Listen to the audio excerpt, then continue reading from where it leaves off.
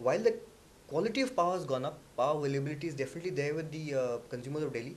Consumers of Delhi have also seen that salaries climb, the cost of living, whether you take it in the wholesale index or you take it the cost of living index, that has also climbed.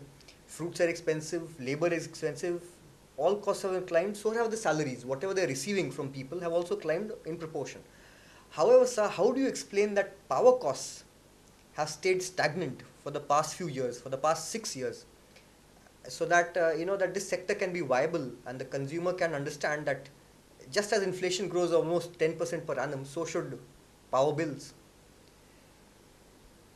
I think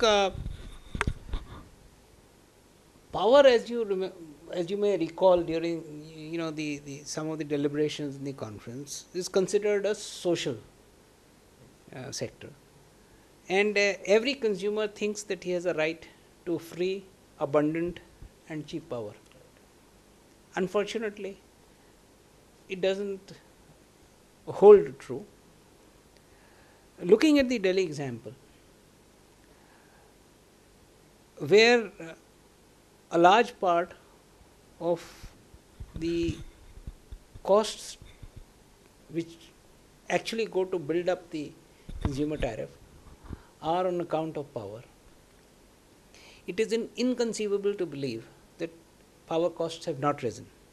CERC itself mandates a pass-through expense for all the power plants, and the expenses are routinely passed on to the distribution companies every month, every odd month, depending on whenever the billing is there.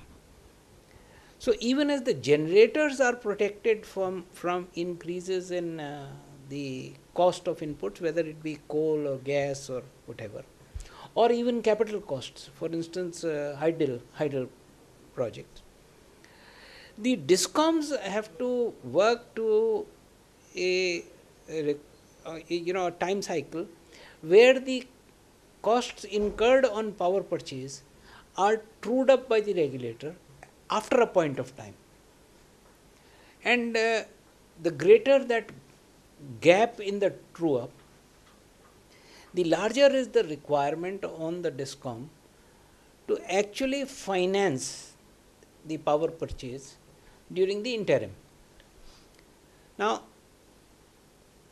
the Delhi tariff, which was announced on 23rd May 2009, is based on a true up of power purchase costs relating to 2007-2008. So, for the benefit of our lay viewers, what would true up mean? Yeah. Now,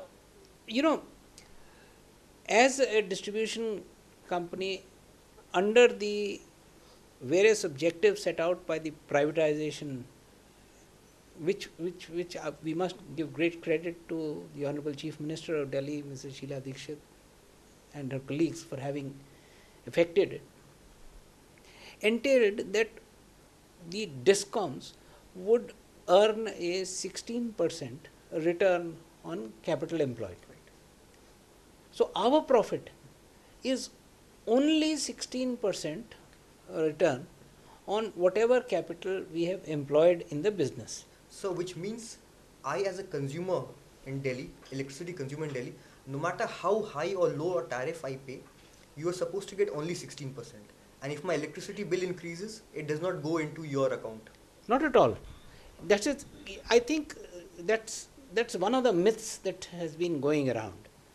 You see, I have to incur a cost towards power purchase, which under normal circumstances would be about 80% of the revenue that accrues to me through the billing process. And the balance 20% comprises interest, it comprises operational expenses, it comprises administrative and general expenses, and it comprises the 16% return that I should get. Right. So when I said true up, what happens is that when we file our annual revenue requirements with the regulator, we give a whole set of figures relating to a past period, which the regulator checks, verifies, and only once he is satisfied does he approve them.